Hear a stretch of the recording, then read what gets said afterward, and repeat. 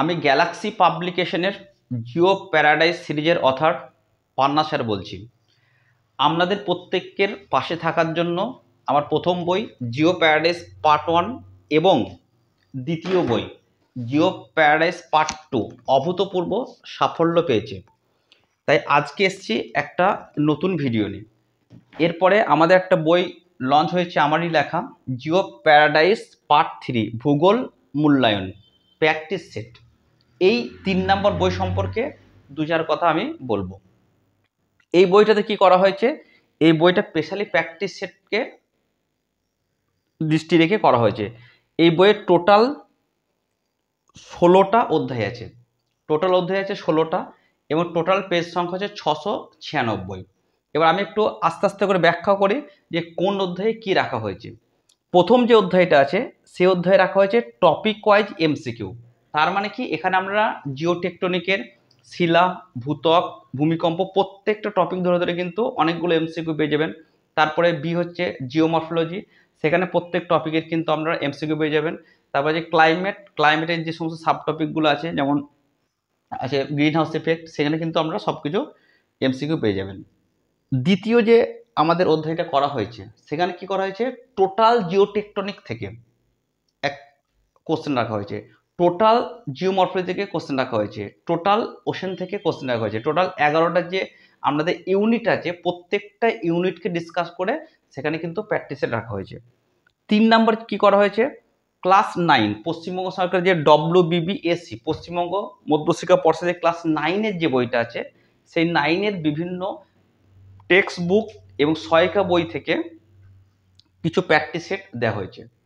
4 নম্বর অধ্যায়ে কি করা হয়েছে, ক্লাস 10 পশ্চিমবঙ্গ মধ্যশিক্ষা পর্ষদের যে ক্লাস 10-এর যে সমস্ত ভালো ভালো টেক্সট বুক আছে এবং যে সমস্ত সহায়িকা বই আছে সেখান থেকে প্র্যাকটিস সেট কিছু দেওয়া হয়েছে। 5 নম্বর অধ্যায়ে কি করা হয়েছে, ক্লাস 11 উচ্চ মাধ্যমিক শিক্ষা পর্ষদ WBCHSE ক্লাস 11-এর ফার্স্ট সেমিস্টার এবং সেকেন্ড সেমিস্টারে ভালো ভালো বই সহায়িকা থেকে কিছু প্র্যাকটিস সেট কিন্তু দেওয়া হয়েছে। 6 নম্বর কি করা হয়েছে, ক্লাস 12-এর যে সমস্ত ভালো বই আছে সহায়িকা আছে সেখান থেকে 4th সেমিস্টার এবং 5th সেমিস্টারের উপর কিছু প্র্যাকটিস সেট কিন্তু দেওয়া হয়েছে। 7 নম্বর কি করা হয়েছে, SLST 9-10 অর্থাৎ এখানে কিন্তু ওশেনোগ্রাফি থট থাকছে না, SLST 9-10-এর যে 10টা ইউনিট আছে সেখান থেকে কিন্তু কিছু প্র্যাকটিস সেট কিন্তু এখানে দেওয়া হয়েছে। 8 নম্বর চ্যাপ্টারে কি করা হয়েছে, SLST 11-12 অর্থাৎ এখানে কিন্তু ওশেনোগ্রাফিতে থাকবে না, থট অ্যাড হবে।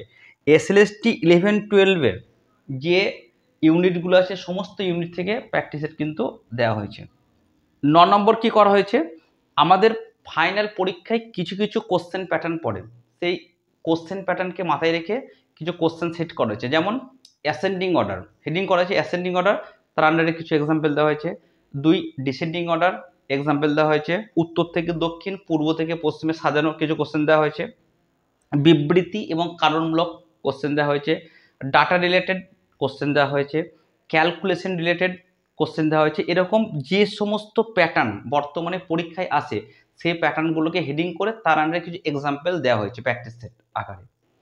10 নম্বর কি করা হয়েছে, পরীক্ষা উপযোগী কিছু ইম্পর্টেন্ট বিষয় থাকে সেই বিষয়গুলোকে উল্লেখ করে সেই রিলেটেড কিছু প্র্যাকটিস সেট দেওয়া হয়েছে। যেমন ভারতের প্রকল্প রিলেটেড কিছু কোশ্চেন দেওয়া হয়েছে। ভারতের জিডিপি, ভারতের সেন্সাস খুব ইম্পর্টেন্ট 2011, ভারতের পঞ্চবার্ষিকী পরিকল্পনা, জাতীয় উদ্যান, এরকম ইম্পর্টেন্ট কিছু টপিক থাকে যে টপিক থেকে বিভিন্ন এক্সামে কোশ্চেন আসে, সেই টপিকগুলো থেকে কোশ্চেন দেওয়া হয়েছে।